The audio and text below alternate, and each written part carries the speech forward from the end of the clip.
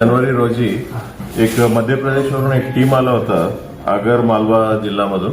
त्यांच्याकडे एक पोलीस बतवणीचा गुन्हा झाला होता. त्याच्यामधला आरोपीच्या अटक करण्याकामी इथं आले होते.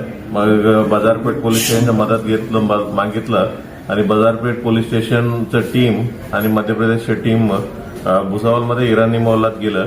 तिथं आरोपींना अटक करण्याच्या प्रयत्नामध्ये तिथलं राहणारे लोक, खास करून महिला खूप मोठ्या संख्येनं पोलिसांसमोर आलं.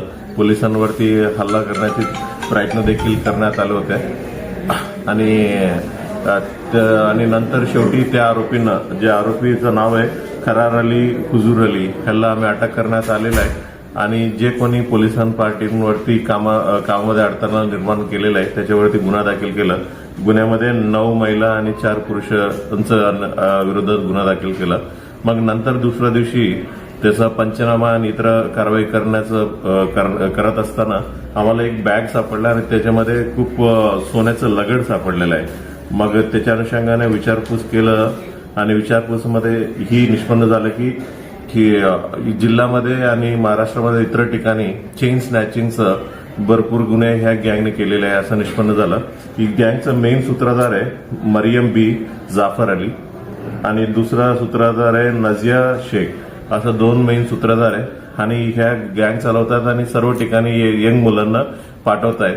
आणि एकदा त्यांना चेन स्नॅचिंग करून ह्यांना जे काही स्नॅच केलेलं वस्तू ह्याला दिलं की हे विकण्याचं आणि ह्या जरी कोणी आरोपी अटक झाला त्यांना बाहेर काढण्याचं ही सर्व पूर्ण प्रक्रिया चालवत आहेत. ही जे मुलं जे ऍक्च्युअली कमिट केलेलं आहे त्या मुलांचं नाव आहे हसन अली उर्फ असू, मजहर अब्बास जाफर इराणी, हुस्नूर अली जाफर अली इराणी, अब्बास इबादत शेख इराणी, सादिक अली उर्फ आतंक इबादत अली इराणी ऐसा आरोपी आहे. सर्व मिळून आता 16 चेन स्नॅचिंगचा गुन्हा जिल्ह्यामध्ये उघडकीस आणलेला आहे.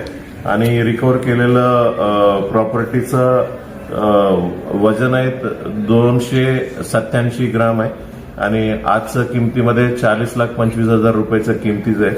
अजूनही त्या मोहल्ल्यामध्ये उभा होता तर 16 टू व्हीलर तेही देखील आम्ही सीज केलं. त्याच्यामधलं एक चोपडा पोलीस स्टेशनमध्ये चोरीचा गुन्हा उघडकीस आलेला आहे. उरलेल्या 15चे देखील आम्ही तपास चालू आहे आणि अजूनही एक देशी कट्टा देखील त्यांच्याकडनं आम्ही रिकव्हरी करण्यात आलेला आहे. आणि सर्व ज्या ठिकाणी म्हणजे पोलीस स्टेशनला गुन्हा दाखल आहे त्यांना वर्क करून त्याचा पुढील तपास करणार आहे. अजूनही काय गुन्हा उघडकीस होण्याची शक्यता आहे. सर, भुसावळ रेल्वे जंक्शन असल्यामुळे हे लोक बाहेर पण काही केलं डिस्ट्रिक्टच्या बाहेर?